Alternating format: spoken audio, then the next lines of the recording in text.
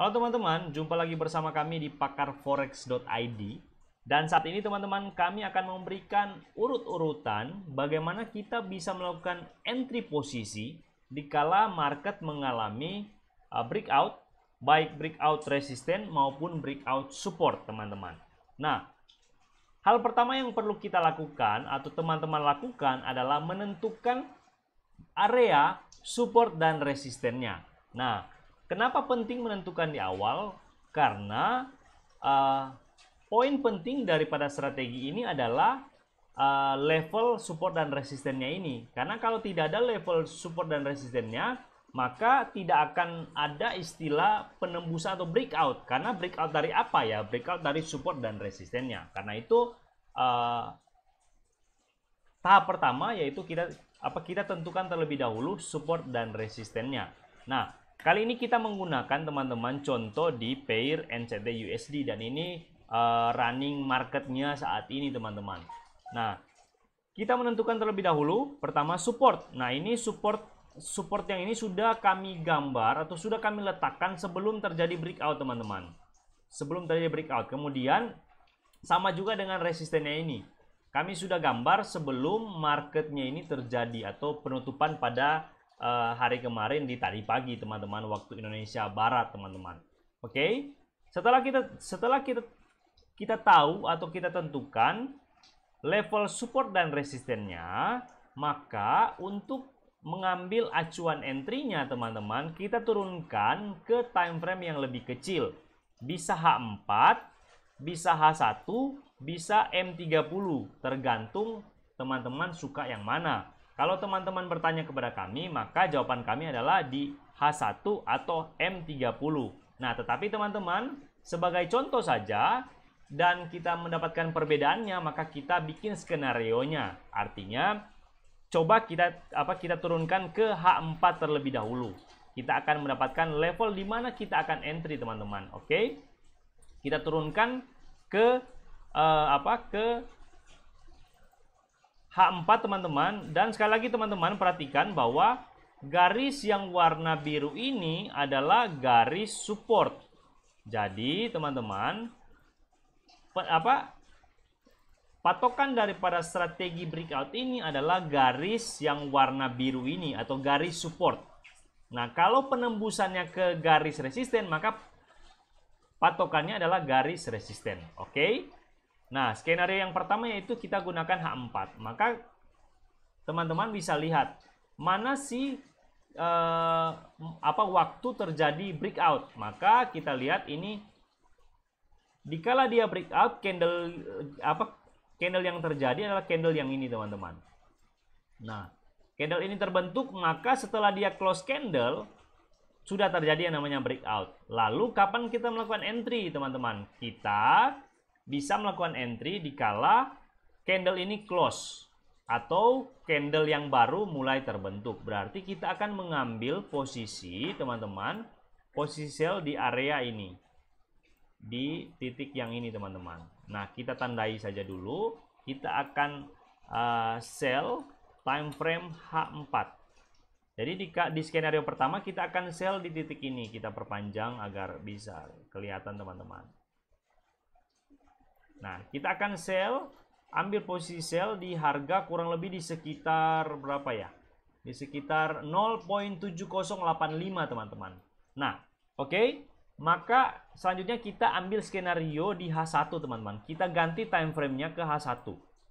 Nah, kita ganti time frame ke H1, kemudian kita lihat kapan dia terjadi breakout. Maka kita akan dapatkan candle dikala dia mengalami breakout yang ini teman-teman, candle biris yang besar. Yang ini. Kemudian kita akan entry posisi dikala candle selanjutnya, berarti di area ini teman-teman. Di area ini kita akan ambil posisi sell. Nah, kita tandai teman-teman terlebih dahulu. Nah, di area sini. Nah, oke. Kemudian kita tulis teman-teman. Kita ketik sell time frame H1 teman-teman. Nah, ini sebagai contoh saja agar teman-teman bisa mendapatkan perbedaannya. Nah, kemudian kita bikin skenario selanjutnya yaitu di time frame M30. Nah, M30 berarti candle ini terbentuk, maka dia mulai breakout.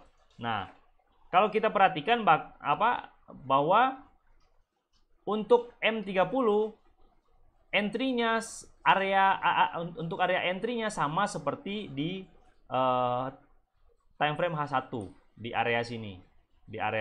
Nah, jadi kita tidak usah gambar, atau kita bisa gambar langsung tambah saja di sini H1 dan M30 teman-teman. Nah, oke. Sekarang di poin yang kedua ini kita sudah mendapatkan titik acuan kita akan entry, dan teman-teman lihat perbedaannya. Kalau kita menggunakan H1 atau M30, kita akan entry di area di harga 0.7094 atau di 0.7095 sekian. Sementara dikala kita menggunakan H4, kita akan entry-nya itu di 0.7085. Nah, perbedaannya itu sekitar 10 pips teman-teman. Nah, 10 pips. Nah, tidak terlalu jauh perbedaannya, tetapi lumayan signifikan karena 10 pips lumayan besar teman-teman. Kalau teman-teman gunakan lot 1, maka perbedaannya itu sekitar kurang lebih $100 teman-teman. Nah, jadi itu perbedaannya. Mana yang terbaik menurut saya adalah M30 dan H1. Karena apa? Karena saya atau kami lebih cepat mendapatkan masukan titik untuk entry. Nah, kalau M30 lebih lambat atau lebih lama. Nah, jadi kita sudah ketinggalan sekitar 10 pips. Nah, oke teman-teman, sudah jelas untuk perbedaannya. Selanjutnya di step yang terakhir adalah menentukan stop loss dan take profitnya. Nah, untuk kali ini teman-teman, teman-teman bisa mengacu pada setup yang awalnya seharusnya sudah teman-teman tentukan, yaitu level berapa pips di mana teman-teman akan stop loss, dan juga berapa pips di mana teman-teman akan meletakkan take profitnya. Saran kami biasanya level stop loss dan juga take profit itu berada di sekitar 30 sampai 50 pips dari entry. Nah, jadi kalau misalnya kita entry di area ini, maka di time frame H1 dan M30, maka kalau kita gunakan stop lossnya 30 pips, kita hitung, ini teman-teman bisa lihat, ini 30 pipsnya itu di sekitar sini, di sekitar 30 pipsnya di sekitar 0.7124. Saya tandai teman-teman, saya tandai. Kita ganti poinnya 0.24. Nah, berarti untuk 30 pips ini stop lossnya teman-teman. Saya tandai stop loss.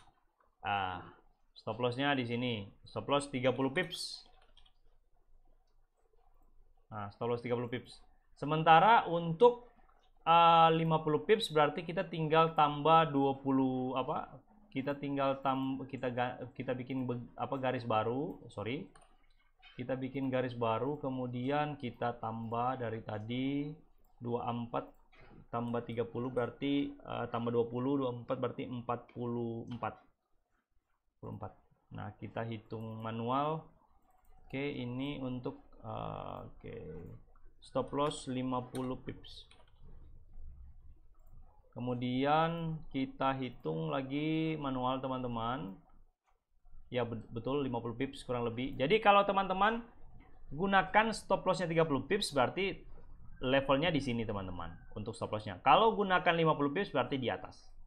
Nah, lalu kemudian take profitnya teman-teman. Take profitnya sebenarnya terserah teman-teman mau take profitnya 1:1 kah atau 1:2. Artinya teman-teman, kalau teman-teman gunakan 1:1 berarti kalau stop lossnya 30 pips, take profitnya pun 30 pips teman-teman.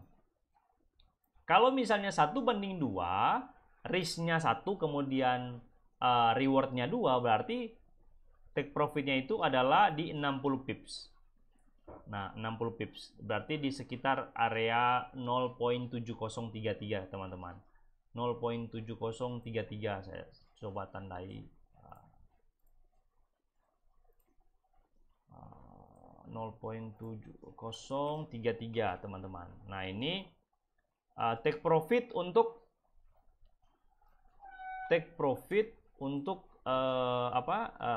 SL untuk SLTP 30/60 teman-teman. Jadi perbandingannya adalah 1/2 teman-teman, 1/2. Nah, jadi 30 kemudian ini 60 teman-teman, 1/2. Jadi kalau teman-teman kalah 1 kali atau kalah 30 pips, kalau menang berarti menang 60 pips. Nah, seperti itu. Nah, jadi teman-teman, inilah bagaimana kita melakukan setup dikala harga mengalami yang namanya breakout. Hal yang sama akan kita lakukan kalau misalnya harga breakout ke atas atau breakout ke level resistennya teman-teman. Nah, mungkin di video selanjutnya kita akan bikin untuk yang breakout di resisten teman-teman. Tapi skenario-nya sama atau step-stepnya sama. Yang pertama yaitu tentukan dulu area resistennya. Yang kedua adalah kita turunkan time frame-nya entahkah di H4, H1 atau M30. Kemudian kita akan mendapatkan masukan titik di mana kita akan melakukan entry. Nah, yang ketiga adalah kita meletakkan stop loss dan juga take profit-nya. Setup awal kami adalah 30 sampai 50 pips untuk stop loss-nya dan juga take profit. Nah, seperti itu. Nah, sekian dulu untuk video kali ini. Semoga teman-teman mendapatkan masukan yang baru terkait dengan bagaimana kita bisa melakukan entry di pasar forex, kemudian di gold juga. Dan semoga video ini bermanfaat untuk teman-teman semua. Jangan lupa untuk follow IG kami di pakarforex.id dan juga subscribe channel kami ini. Nah, sekian, sampai jumpa di lain kesempatan. See you, happy trading, semoga sukses selalu.